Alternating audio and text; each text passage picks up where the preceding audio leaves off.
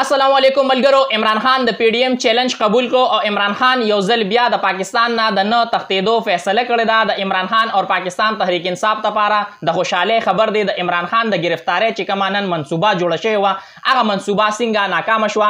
د رانا ثناء الله خواهش پوره نه شو. د هغه څه خواهش و آرمي چیف جنرال عاصم منیر یو ډیره اهمه فیصله کړې ده، یو ډیر غټ اعلان یې کړی دی او بل اړخ ته روس یو ځل بیا پاکستان ته انکار کړی دی چې موږ به پاکستان له په ارزان نرخ باندې تیل نه ورکو. بل اړخ ته علي محمد خان چې دی یو ځل بیا په اتم ځل باندې گرفتار کړی شو. دا ټولې خبرې په دې نوي ویډیو کې تاسو سره شریکوم.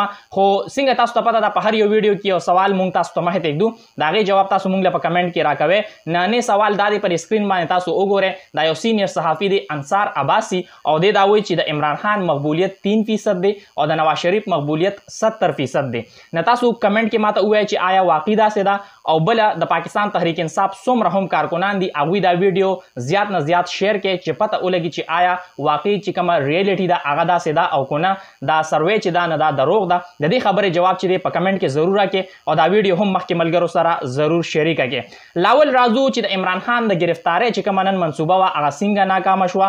عمران خان او پاکستان تحریک انصاف لپاره دا د خوشحالۍ خبر هم دی. څنګه تاسو ته پته ده پرون الیکشن کمیشن په توهین الیکشن کمیشن کې د عمران خان وارنټ گرفتاری چې دی نو هغه جاری کړي، خو بیا عمران خان دا فیصله وکړه چې زه په خپله باندې سبا له په عدالت کې پیش کېږم او الیکشن کمیشن پرون پولیس د دې پابند کړو چې تاسو عمران خان گرفتار کې او سبا له 10 بجو پورې هغه په عدالت کې پیش کې. بیا عمران خان دا فیصله وکړه چې زه په خپله باندې عدالت کې پیش یم. پولیس د بنیګاله نه واپس لاړل او عمران خان الیکشن کمیشن کې نن په خپله باندې پیش شو او د گرفتارۍ هغه موقع چې دی نه هغه دوی له ور نه کړه. په عمران خان باندې د فرد جرم عاید کولو تاریخ چې دی هغه مقرر کړ. نن په عمران خان، فواد چودھری او اسد عمر باندې توهین عدالت چې کوم کیس دی په هغې کې سماعت شو او عمران خان باندې په 2 اګست باندې فرد جرم عاید کولو تاریخ چې دی نه دا 2 اګست مقرر کړ او عمران خان ته دا هم حکم ورکړ چې په 2 اګست باندې ته بیا په خپله باندې عدالت کې پیش شه. عمران خان بل اړخ ته اف آی ای کې هم پیش شو او د هغه حفاظتي ضمانت چې دی نه هغه هم منظور شو. څنګه تاسو ته پته ده چې دا نننۍ ورځ چې دا د عمران خان د گرفتارۍ حوالې سره ډیره زیاته اهمه ده. ډیرو خلکو دا وی چې یاره په 25 تاریخ باندې به عمران خان گرفتاریږي کله چې هغه په اف آی ای کې پیش شي. اف آی ای کې هغه 2 غنټې تفتیش شو او د هغې نه پس هغه بنیګاله ته روان شو.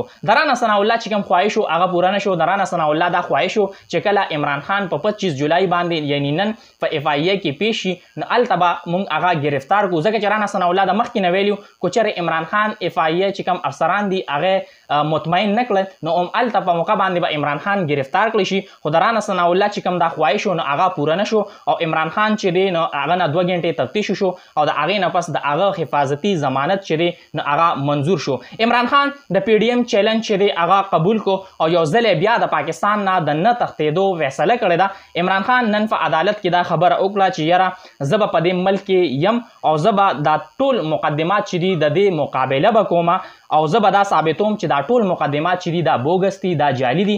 یعنی دا د عمران خان دپاره دا 200 مقدمات چې په عمران خان باندې شوي دي نه دا د حکومت طرف نه عمران خان دپاره یو چیلنج دی او هغوی دا وی چې عمران خان به د دې نه وتښتي بهر ملک ته به لاړ شي. خو اوس عمران خان دا چیلنج قبول کو. هغه دا وویل چې زه پاکستان کې یم او د دې ټولو کیسونو مقابله به کوم او زه به دا ثابتوم چې دا ټول کیسونه چې دي دا جعلي دي او دا بوګس دي. بل اړخ ته آرمي چیف جنرال عاصم منیر یو ډیره غټه فیصله کړې ده. ډیر اهم اعلانات یې کړي دي. آرمي چیف جنرال عاصم منیر پرون یو تقریب ته خطاب کو، په هغې کې ویلي چې زه اکثر سوشل میډیا ګورم او خامخا دا خلک چې دي نو مایوسي پیلاوي. پاکستان سره ډیر زیات وسایل دي او موږ به کامیابیږو. اگر چې هر څه وشي خو موږ به کامیابي حاصلو او موږ دا فیصله کړې ده چې موږ په پاکستان د دې موجوده مشکلاتو نه بهر وځو.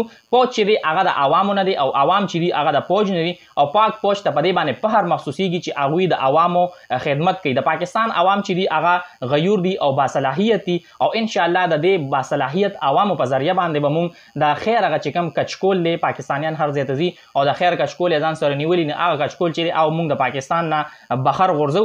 الله تعالی پاکستان له ډیر زیات نعمتونه ورکړي دي او د دنیا یو طاقت هم پاکستان د ترقۍ نه نشي منې کولی او په پاکستان کې به ان شاء الله زرعي انقلاب راځي. پاکستان آرمی چیف جنرال عاصم منیر دا یو ډیره اهم فیصله کړې ده چې یاره موږ به د دې عزم اعاده کوو چې پاکستان به موږ د دې موجوده حالاتو نه بهر وباسو.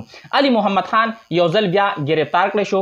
نن په 8م ځل باندې د علي محمد خان ضمانت چې دی هغه منظور شو خو پولیسو چې دی هغه په 8م ځل باندې گرفتار کو او سزا یې دا ده ګناه یې صرف دا ده چې هغه عمران خان سره لا ولاړ دی. بل اړخ ته د پاکستان تحریک انصاف چې کوم خاتون ورکر ده سنم جاوید د هغې چې کوم خاوند دی هغه هم پولیسو گرفتار کو او عتیق ریاض چې دی نو په جناح هاوس حمله کیس کې گرفتار شو او شپږ روزه جوډیشل ریمانډ باندې جیل ته منتقل شو. د هغه چې کوم وکیل دی هغه د دې یقین دهاني د دې تصدیق چې دی نو هغه کړی دی چې یاره د کومه سنم جاوید د هغې چې کوم خاوند دی عتیق ریاض هغه نن پولیسو گرفتار کو. بل اړخ ته روس یو ځل بیا پاکستان ته په ریاضتي نرخ باندې تیل ورکولو نه انکار کړی دی او چې کوم ادایګۍ دي نو په هغې باندې د تشویش اظهار کړی دی. څنګه تاسو ته پته ده عمران خان کله روس ته تللی نو روس دا ویلي چې مارکیټ کې کم قیمت باندې تیل وي نو د هغې نه 40% ډسکاونټ باندې موږ تاله تیل درکو.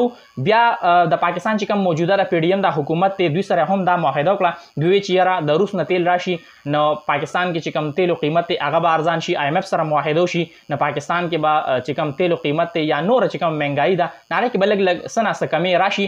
د روس نه تیل هم رالل خو د تیلو قیمت چې دی هغه کم نشو. IMF سره معاهده مو شوه خو البته دوی چې کومه دعوه کوله چې یاره سیزونه به ارزان شي د هغې نه الټه دا سیزونه چې دي نو دا نور هم ګران شو. ګورو چې راتلونکي ټایم کې څومره هم اپډیټس وي ان شاء الله په دې پیج باندې تاسو راغه شریک کوم. دا ویډیو مخکې ملګرو سره لازما شریک کړئ او تاسو خپل قیمتي رائے هم ما سره په کمنټ کې ضرور شریک کړئ. د الله په امان.